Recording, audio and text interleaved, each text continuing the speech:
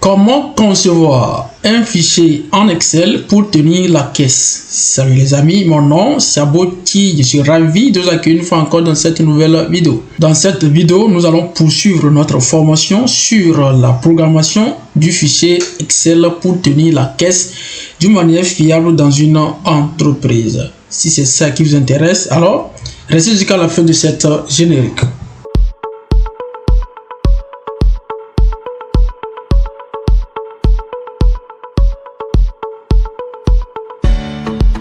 Alors, soyez une fois encore les bienvenus sur la chaîne YouTube du Centre d'application mobile.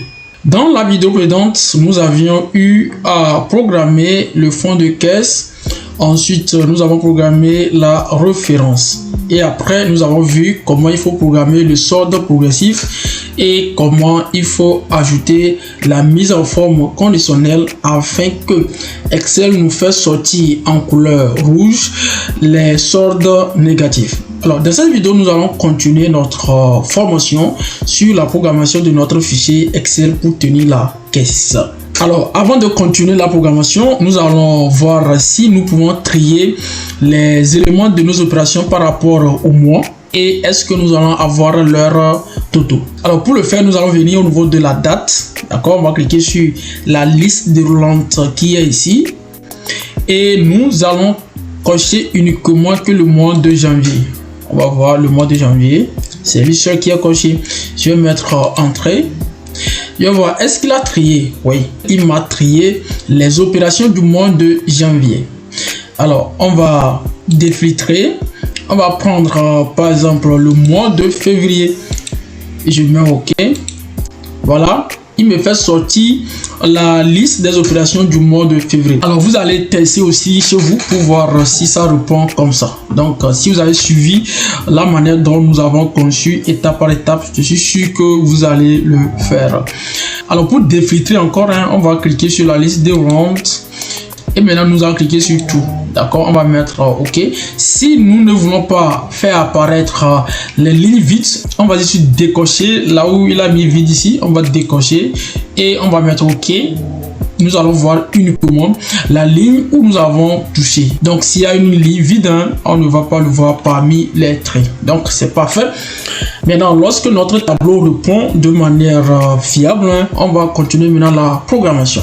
Alors, ici, au niveau de total, on va venir au niveau de total encaissement. Nous allons appliquer la formule somme. Nous allons cliquer sur l'icône somme. D'accord. Et on va sélectionner toute la colonne. D'accord, nous allons mettre entrée. Donc ici, il me donne 15 877 600. Alors, ça peut être différent, à moins que vous avez saisi les mêmes montants. Alors, après avoir fait pour le total encaissement, pareil aussi pour le total décaissement. Donc, nous allons cliquer sur l'icône somme et on va sélectionner la colonne des décaissements. Nous allons mettre entrée. Et ici, nous allons trouver combien? 5 973 330. Alors, le solde de clôture, qu'est-ce que nous allons faire? On va mettre égal. D'accord. Nous allons prendre le fond de caisse que nous avons ici. D'accord. On va augmenter les totaux d'encaissement. Maintenant, on va soustraire le total des décaissements. On va mettre entrée. Alors, ici, ça nous donne combien? Ça nous donne 9 919 270. Et si vous constatez, ce montant doit être égal au solde progressif de la dernière ligne de vos opérations. Si vous avez fait la formule et que le montant de solde de clôture est différent par rapport à la dernière ligne de votre opération, la partie solde progressif, ça veut dire que le calcul a été mal fait. Alors voilà déjà ce qu'il faut garder ici. On va aller au niveau de partie billetage. Alors le billetage, c'est quoi? Ça va permettre à la caissière ou au caissier de pouvoir contrôler la disponibilité qu'elle possède au sein de l'entreprise. Ça peut arriver à la fin de la journée. La caissière va voir est-ce que l'argent qu'elle possède en physique, est-ce que ça correspond au solde de clôture? Donc, lorsqu'il aura les cas, maintenant la caissière va se poser des questions pour retrouver la partie manquante. Alors, ce qu'il faut garder ici est que le solde théorique doit être égal au solde physique. Lorsqu'il y a l'écart, ça veut dire qu'il y a quelque chose qui s'est cloché. Donc, la caissière doit se poser la question pour se retrouver la partie surplus ou la partie manquante de sa caisse.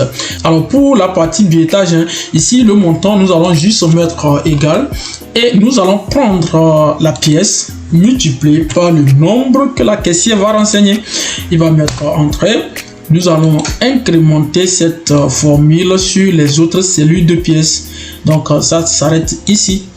Maintenant, la partie billet, ça c'est la même chose. On va mettre égal. On va prendre le billet multiplié par le nombre disponible. On va mettre entrée. Et ensuite, nous allons incrémenter sur les autres cellules.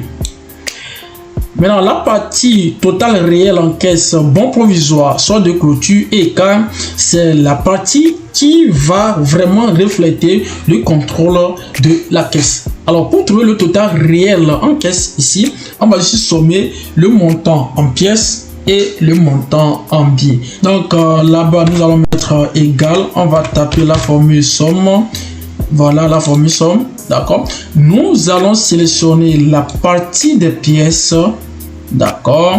Nous allons fermer notre parenthèse. On va augmenter somme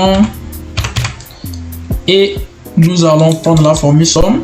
Maintenant, nous allons sélectionner la partie des billets. Maintenant, après ça, nous allons fermer notre parenthèse et nous allons mettre entrée. Voilà ici ce qu'il faut faire pour trouver le total réel en caisse. D'accord. Alors, la partie bon provisoire, nous avons déjà expliqué qu'est-ce qu'on appelle le bon provisoire. Alors, ceux qui n'ont pas encore suivi ces vidéos, nous vous exhortons d'aller les suivre pour mieux comprendre la suite de notre formation. Alors, après ça, nous allons maintenant programmer la partie bon provisoire. Avant de programmer la partie bon provisoire, nous allons revenir au niveau du tableau de bon provisoire. D'accord. Et nous allons appliquer une formule ici pour trouver le total des bons provisoires restés en attente. Donc, qu'est-ce qu'on va faire? On va venir en bas ici. On va fusionner notre dernière ligne. D'accord. Nous allons le fusionner. Nous allons mettre là-bas total des bons provisoires. Parfait. Alors ici maintenant nous allons appliquer la formule somme. On va cliquer sur le symbole somme ici et nous allons sélectionner toute notre ligne. D'accord. Et nous allons mettre entrée. Donc ici déjà nous avons 10 000. Alors on va ajouter un élément pour voir si le total va augmenter. Donc on suppose que le 2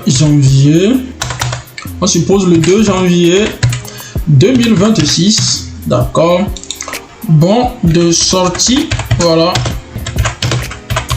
au comptable pour l'achat des matières consommables. Voilà, consommables. Donc ici nous avons bon de sortie au comptable pour l'achat des matières consommables. On suppose que le montant n'est pas connu. Maintenant nous avons remis 20 000 à notre comptable. On va mettre entrée. On va voir si ici il va augmenter. Donc parfait, il a mis 30 000. Donc lorsque le comptable va venir maintenant, le comptable va tendre cette facture. On va voir si le montant que nous avons décaissé suffit ou on va compléter à notre chèque comptable. Ou soit est-ce qu'on aura le reliquat. Donc lorsqu'on va voir la facture, maintenant on va effacer la partie de bon provisoire maintenant et nous allons enregistrer au niveau de la partie caisse.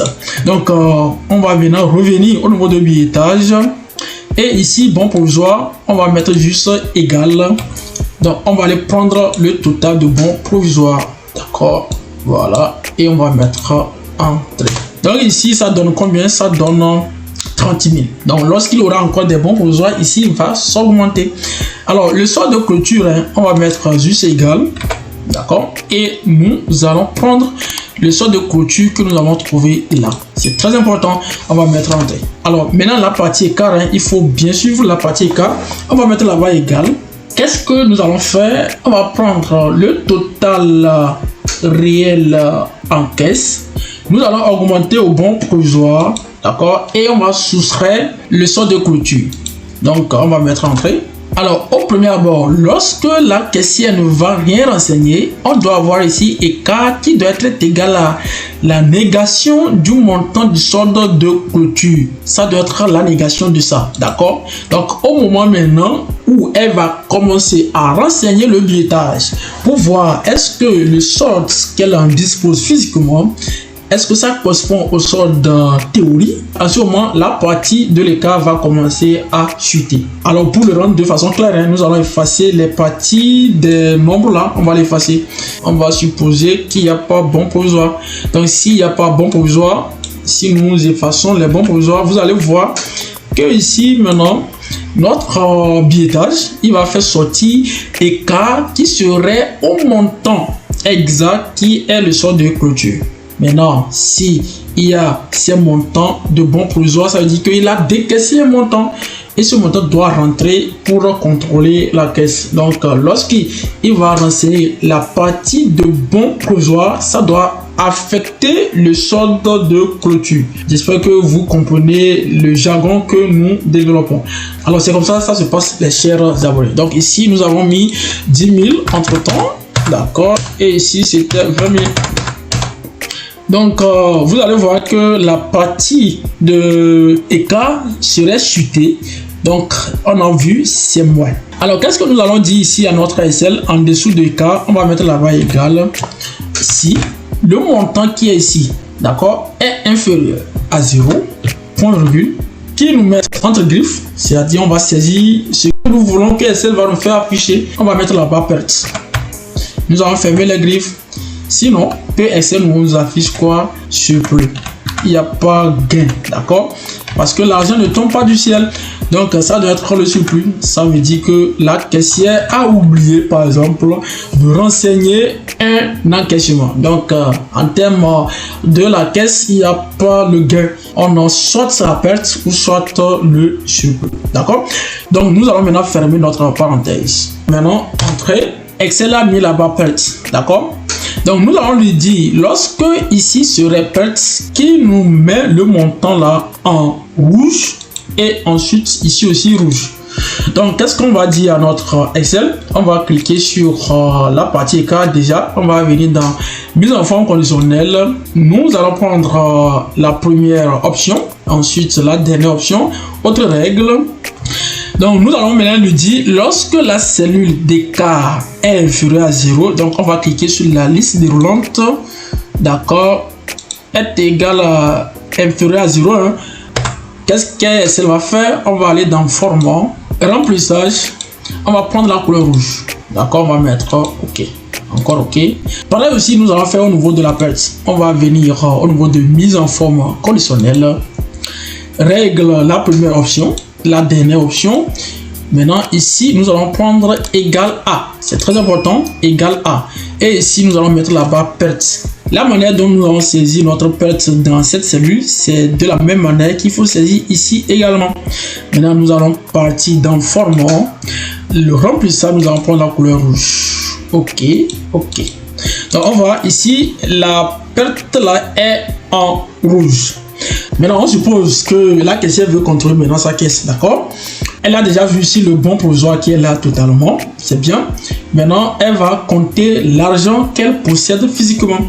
Donc, on va renseigner ici, d'accord? On suppose, elle a mis ici 781 entrée. La partie 5001, on suppose qu'elle a 86. Ensuite, la partie 2800. La partie 500, les billets de 500 pose 8.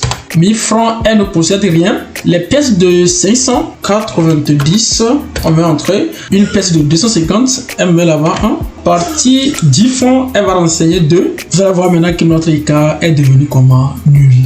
Et si nous enlevons maintenant une partie de notre billetage, ici va devenir négatif. Donc on suppose, j'enlève la partie 1 là, j'enlève, je mets entrée. Vous allez voir, elle a mis que la caissière a une perte de 250.